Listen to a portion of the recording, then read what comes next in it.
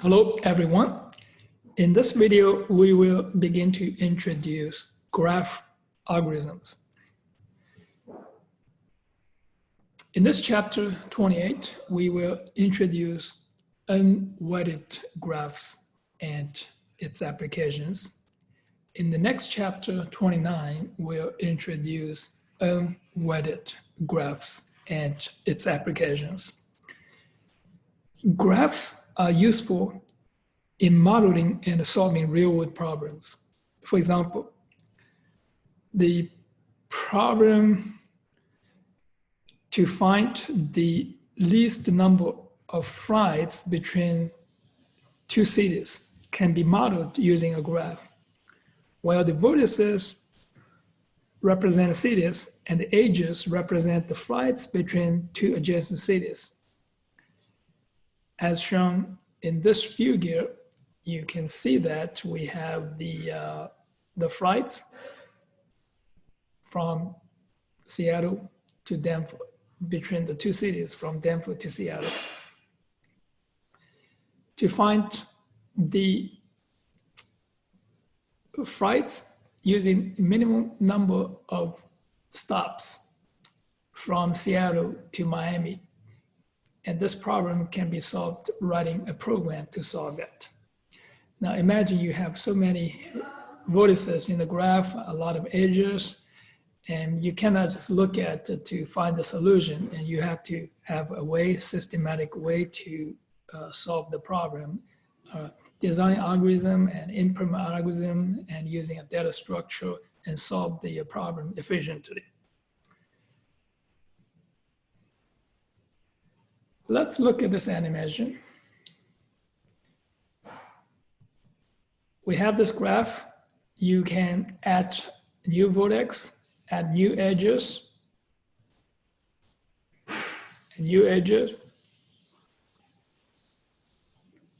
and you can add more edges, and you can add more.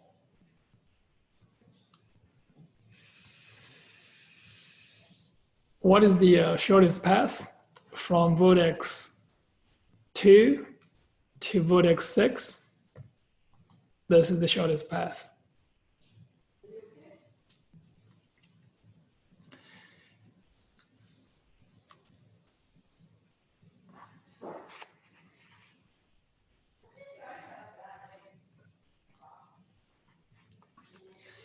The study of graph problems is known as graph theory. Graph theory was founded by Leonhard Euler in 1736 when he introduced graph terminology to solve the famous 7 bridges of Königsberg. The city of Königsberg, Prussia, now Kaliningrad in Russia, was divided by the Prego River. This is the river, and 2 islands in the river. The city and islands are connected by 7 bridges. 1, 2, 3, 4, 5, 6, 7. The question is, can one take a walk across each bridge exactly once and return to the starting point? Euler proved that it is not possible. So what we do is to extract the real world situation into a graph. So here is a graph with the landmass as the points. So A, B, C, D. And the bridges as the edges. 7 bridges. You're gonna start from any vertex, you take a walk, can you go back to the original one, and by visiting all the bridges? And the answer is no.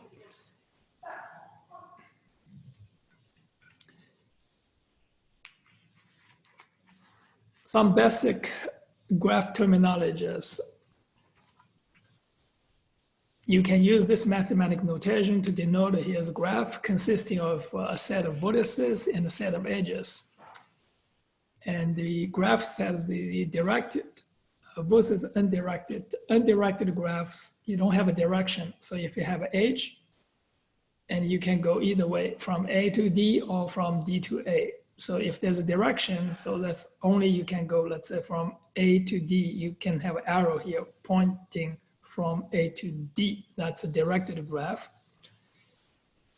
Weighted versus unweighted graphs.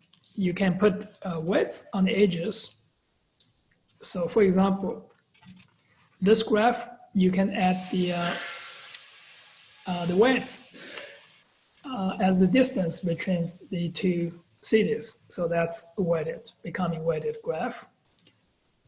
Adjacent vertices. So this is a graph here. A is adjacent to C, A adjacent to B to D. So these are the adjacent vertices. Incident. So the two edges are incident. So they share the same common point. Degree is the number of edges from a point. So here, A, you have how many edges? 1, 2, 3, 4. So the degree of vertex A is 4. Neighbor. So that's very obvious.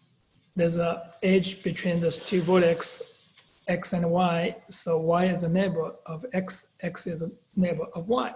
The loop is this. You have this is a loop from vertex.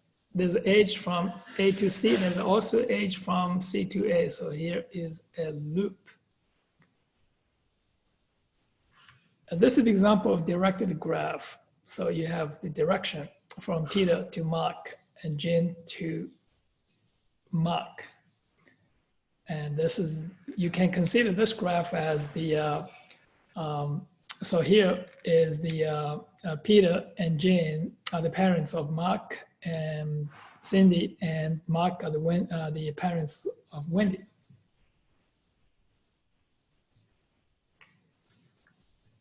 So this parallel edges, so you have a vertex and there's two edges are called parallel edges. A simple graph is the graph which does not have parallel edges. Complete graph is every two vertices, they have an edge. So it's a complete graph. So like in this case, this is the complete graph from A to C, A to B, A to E, A to D, and similarly, and from B to every vertex. Spanning tree is a subgraph of the original graph in which this subgraph is a tree, means there is no loops. You cannot traverse. This is connecting everything in a cycle. There's no cycle here. There's no loops, no cycles. So that is the spanning tree. Spanning tree is, we're looking at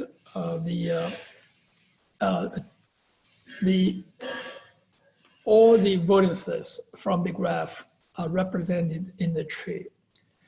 And so if you add, it's a minimum spanning tree. If you add another edge, and there will be a cycle in the graph. So this is spanning tree and minimum spanning tree. We're going to look at minimum spanning tree in the future chapter. All right, how do you represent a graph? You represent vertices. You can use array or array list to represent vertices. And the vertices can be anything, can be objects. And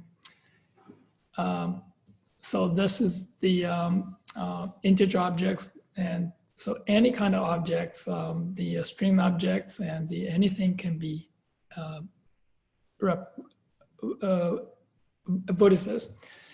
the edges. So there are several ways to represent edges. You can use edge array, edge objects, adjacent matrices, and adjacent lists. So let's look at this representation now. This is the example representing vertices. So this is array vertices, and you have all the cities now, the strings. And you can also have this, the vertices. Here is the objects. City 0, city 1. So those are the objects of the city class.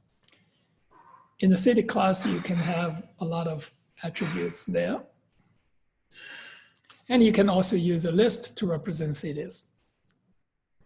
And so now the edges. So this is called an edge array.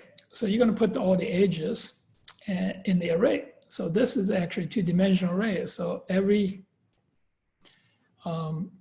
subarray in the this two-dimensional array is representing one edge. So from the edge index 0 to 1. So what we do is here, look, this is a graph. We're going to assign index to the vertex. A vertex has this index. Seattle has index 0, and San Francisco has index 1. So this is index 2. And so this is the way we can represent the graph here, is the using this index. This is called edge array. And this is representing edge using the edge objects. So you can create an object representing one edge. So this is the edge class, and so this is the two vertices, and U and V, and for the objects. So here is to have this list of edges and put all edges there. This is the adjacency matrix. So you have the index and for the vertices. And so here's the 0 means there's no connection. So this is it, Seattle to Seattle itself. So there's no. And here is, this is 1. So from Seattle to San Francisco. So this is a symmetric, so also from San Francisco to Seattle. And so this is the adjacency matrix.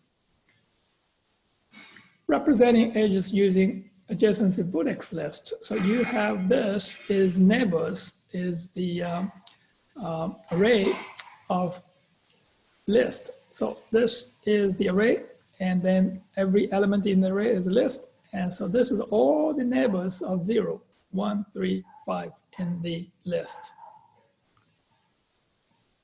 And you can also use the define neighbors as list of the list. Instead of using array, we're going to use a list, so list of the list.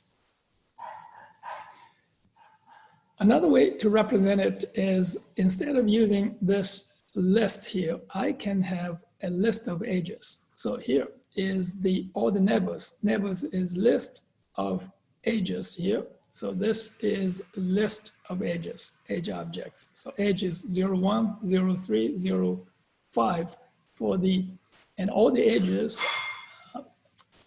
for vertex at index 0. So you create this array list, and you can now add this. And this is neighbors is this new array list for all the edges for this first one.